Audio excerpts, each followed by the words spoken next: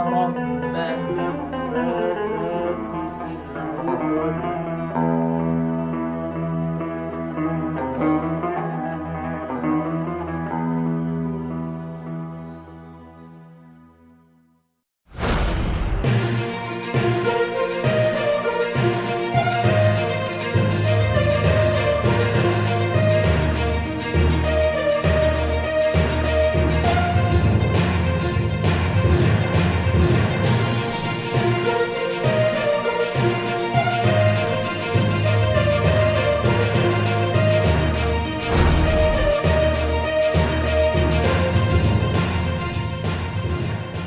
Assalamualaikum warahmatullahi wabarakatuh.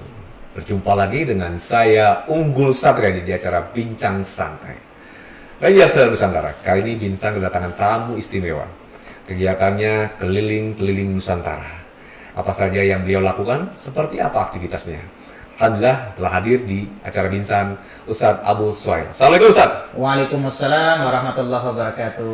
Alhamdulillah Ustadz, Alhamdulillah. telah hadir di acara kami, di acara Bincang. Kita akan banyak ngobrol-ngobrol tentunya, tapi sebelumnya silakan Ustadz memperkenalkan diri. Baik.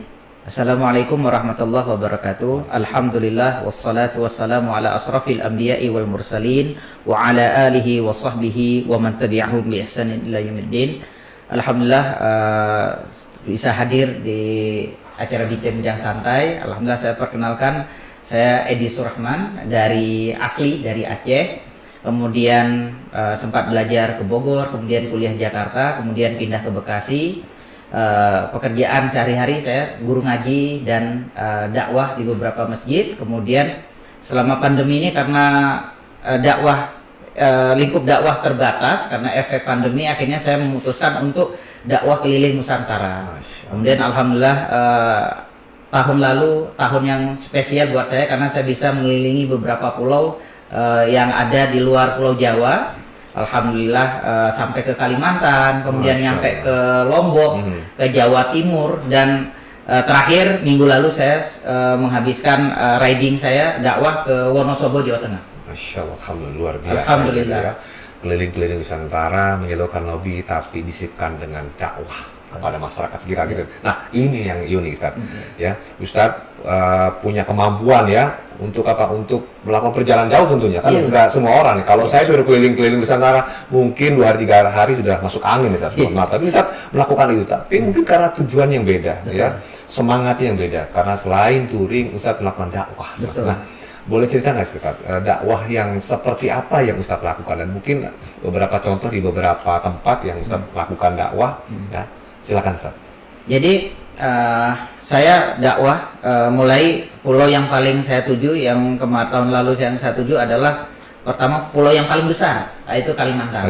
Jadi saya melakukan penyeberangan dari Subang menuju ke Trisakti Banjarmasin, kemudian saya disambut para biker yang ada di sana. Alhamdulillah bikernya sangat luar biasa. Kemudian mereka mensupport ya dakwah saya. Kemudian mereka mengantarkan saya ke beberapa masjid untuk saya dakwah, ceramah, ngisi kajian. Kemudian saya dakwah di Kalimantan itu menghabiskan waktu 1 bulan. 1 bulan. 27 hari. Perjalanan dari Subang menuju ke Kalimantan itu sekitar 48 jam. Kemudian kembalinya 48 jam lagi. Yaitu riding dari Kalimantan Selatan ke Kalimantan Tengah, Palangkaraya, kemudian balik ke Banjarmasin. Kita lanjutkan riding kita ke Balikpapan, Kalimantan Timur, melewati jalur Trans Kalimantan. Dalam misi riding dan dakwah. Dan kita nginepnya di masjid. Masya Allah. Jadi dakwah itu seorang dai kalau lagi riding ya nginepnya di masjid.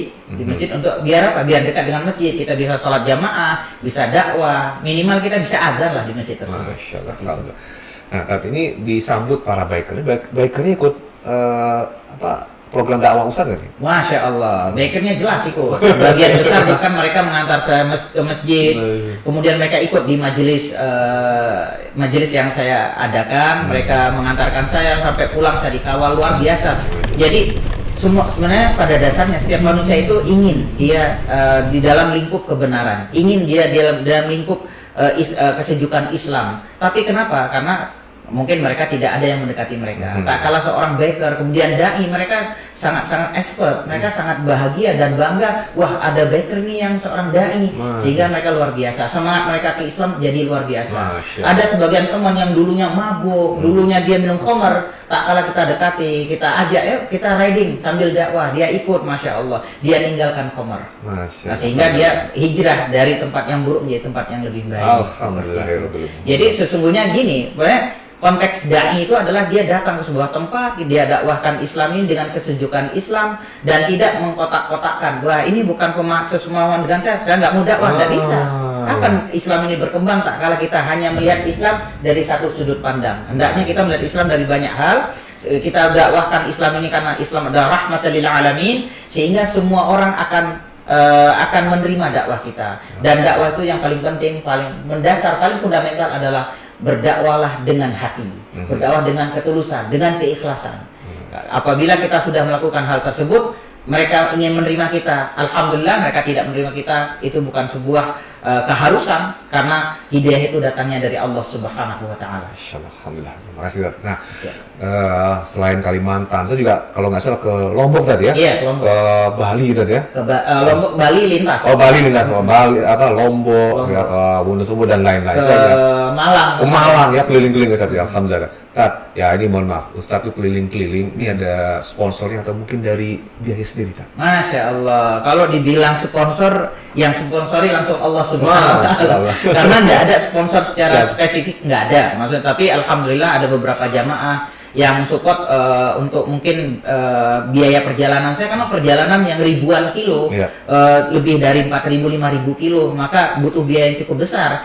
Tapi alhamdulillah, karena ini adalah niatnya dakwah, alhamdulillah banyak beberapa jamaah yang dia mensupport perjalanan saya. Alhamdulillah, sampai kemarin minggu yang lalu terakhir saya berangkat ke Wonosobo selama hampir 1 pekan. Alhamdulillah ada beberapa jamaah yang dia mensupport dakwah saya selama di perjalanan. Seperti itu. Ini banyak model-model metode dakwah. Iya. Usah milih keliling-keliling Nusantara terus berdakwah. Ini kan satu ya Kak, resikonya kan tinggi, Tat. Iya, betul. Terus yang kedua, jauh dari keluarga. Jauh. Yang ketiga, pasti capek kan, Tat. Nah, kenapa Ustaz memilih model dakwah seperti ini, Tat? Betul, ya. Masya Allah. Atau mungkin juga Ustaz bisa memilih ya di ibu kota yang mungkin dengan kemampuan Ustaz berdakwah banyak juga banjiran panggilan Ustaz. Tapi Ustaz malah pilih yang jauh-jauh, untuk Kalimantan, Lombok dan lain-lain ya. Betul. Jadi karena gini, Masya Allah, saya memang hobi saya memang adventure, hobi saya memang traveling.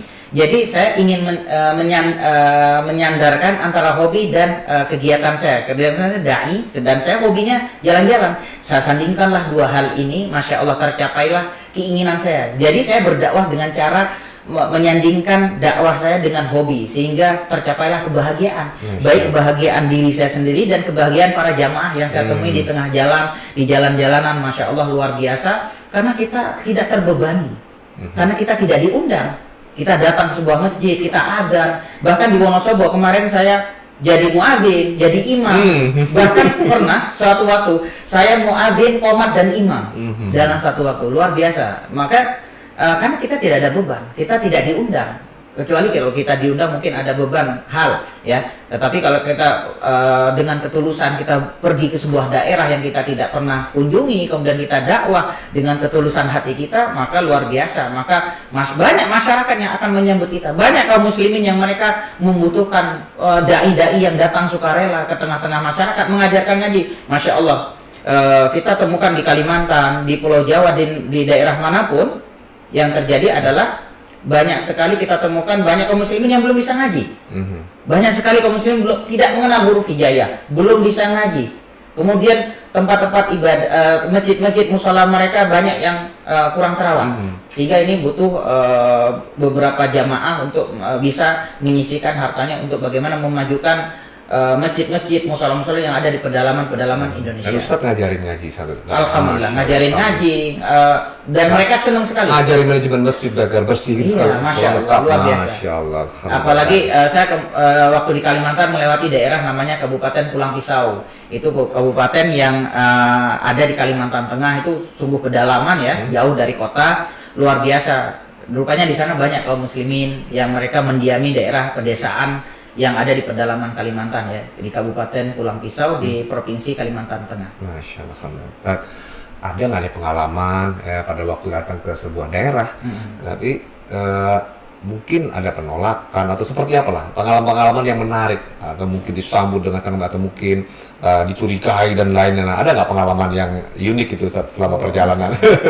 Jadi Silakan. kalau pengalaman unik nggak ada, karena rata-rata kalau kita datang ke sebuah daerah kan kita datang dengan baik-baik.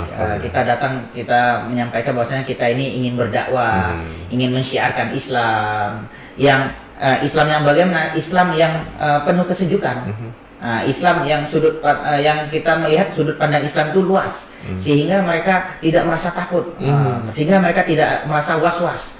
Maka seorang dai hendaknya menghadirkan dakwah tersebut adalah dakwah yang penuh kesejukan. Jadi kita tidak akan dicurigai, karena kita fungsi dakwah itu, dakwah bukanlah duduk di meja kemudian ceramah. Dakwah itu mungkin kita bisa menyampaikan sebuah kebenaran. Di mana? Di warung kopi bisa dakwah. Di SPBU kita ketemu biker, kita dakwah, itu kita ajak sholat, itu bagian dakwah. Ketemu biker di jalanan, kita sapa dengan baik, kita ajak makan, kemudian kita terangkan bahwasannya Islam begini, sehingga dia merasa tersentuh, kemudian dia nanti akan berpikir, wah ini waktunya kita hijrah, seperti itu. Karena banyak biker-biker yang pengen hijrah, tetapi kan mereka nggak tahu kemana mereka akan hijrah. Kenapa? Nggak ada dai yang mau mengajak mereka. Mereka kan di jalanan, mereka adanya di jalanan, mereka ada tempat-tempat yang nongkrong-nongkrong mereka. Kadang mereka nggak sholat, sehingga hendaknya seorang dai hendaknya dia datang ke tengah-tengah mereka, ajak mereka karena hati mereka pada dasarnya adalah hati yang membutuhkan cahaya Islam. Masya Allah, ya. Tat, di Kalimantan, Lombok, Pulau Jawa, ya mungkin ada planning ke depannya ya, Ustaz. Setelah ini mungkin bulan-bulan Februari atau Maret akan insya Allah berdakwah lagi dengan dengan kesenangan Ustaz, ya, keliling-keliling ya. Tapi semoga ini menjadi amal kebaikan buat Ustaz. Tat, ada nggak sih rencana ke depannya, Ustaz? Ya. Ustaz pengen mau kemana dan pengen seperti apa? Apakah memang ingin konsisten dengan model dakwah seperti ini, Ustaz? Ya. Insya Allah saya akan konsisten dakwah dengan cara riding, dakwah dengan cara touring dengan motor ke beberapa daerah insya Allah di Indonesia ini. Insya Allah target saya insya Allah riding berikutnya adalah melintasi luasnya Pulau Sumatera insya Allah. Start dari Bekasi insya Allah akan menuju ke 0 km Aceh. Karena sekalian karena saya lahirnya dari Aceh.